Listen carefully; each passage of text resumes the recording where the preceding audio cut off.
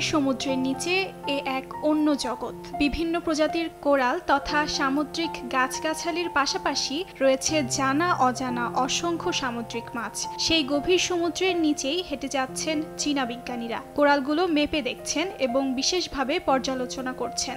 দৃশ্যটি দক্ষিণ চীন সাগরের। মূলত এই সাগরের বাস্তুতন্ত্র রক্ষায় অবিরাম কাজ করে যাচ্ছেন তারা।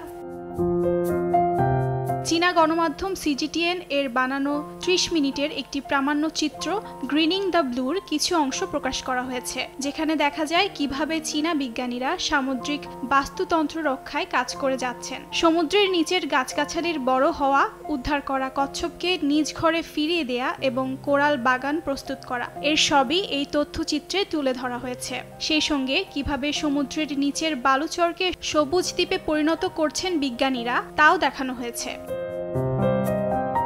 নগদের কাছে সব গ্রাহকই প্রিয়, তাই তো সারা দেশে ক্যাশ আউট চার্জ সবচেয়ে কম।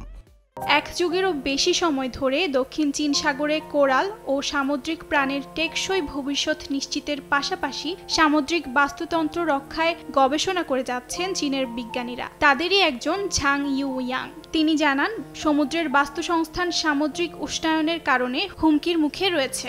সমুদ্র তলদেশে প্রবাল প্রাচীরের মাত্র 0.2% জুড়ে সামুদ্রিক গাছগাছালি থাকলেও সমুদ্রের গোটা বাস্তুসংস্থানের 1/3 এদের উপর নির্ভরশীল। মানবসৃষ্ট বিভিন্ন কারণে সমুদ্রের ভঙ্গুর বাস্তুসংস্থান বর্তমান বিপর্যয়ের মুখে বলে জানান চীনা গবেষকরা।